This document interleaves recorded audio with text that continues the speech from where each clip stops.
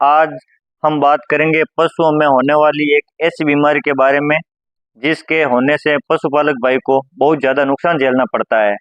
और वो बीमारी है थनैला यानी कि मैस्टाइटिस। इस बीमारी के होने से पशु में दूध कम होने लग जाएगा और खराब गुणवत्ता का होगा।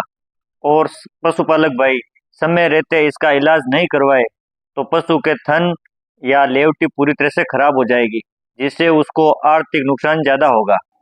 इस बीमारी में पशु में कई प्रकार के लक्षण दिखाई दे सकते हैं, जैसे थन में सूजन आ जाएगी या दूध में मवाद भी आ सकता है और कई बार तो खून भी आता है। यह बीमारी कई प्रकार के जीवाणु यानी कि बैक्टीरिया से फैलती है और कई बार अपन गंदे हाथों से दूध निकालते हैं उसे भी फैल सकती है।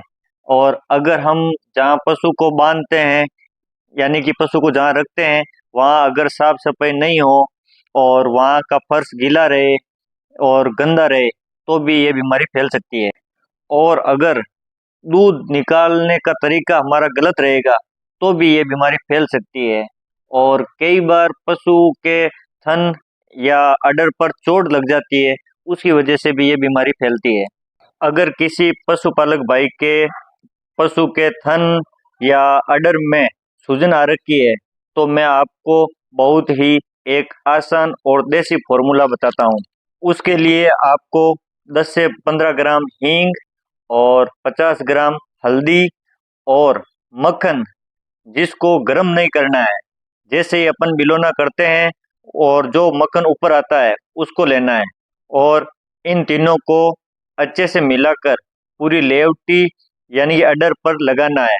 और 2 से 3 दिन लगाने के बाद पूरी सूजन उतर जाएगी।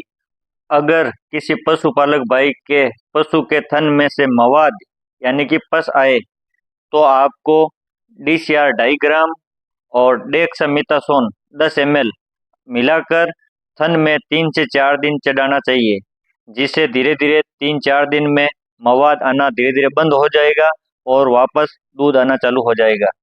इस रोग से बचाव के लिए कुछ सावधानियां रख सकते हैं जिससे ये रोग बहुत कम फैले, जैसे कि पशुओं के बांधे जाने वाले स्थान या बैठने के स्थान या फिर दूध दूहने के स्थान की सफाई का विशेष ध्यान रखें।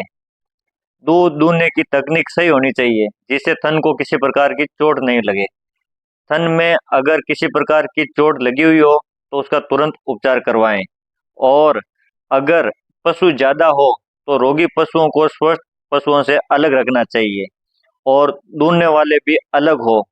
अगर ऐसा संभव नहीं होता है तो रोगी पशु का दूध अंत में निकालना चाहिए। धन्यवाद। अगर मेरे द्वारा दी गई जानकारी आपको अच्छी लगी हो और फायदेमंद लगी हो तो इस चैनल को लाइक, शेयर एंड सब्सक्राइब जरूर करें। धन्यवाद।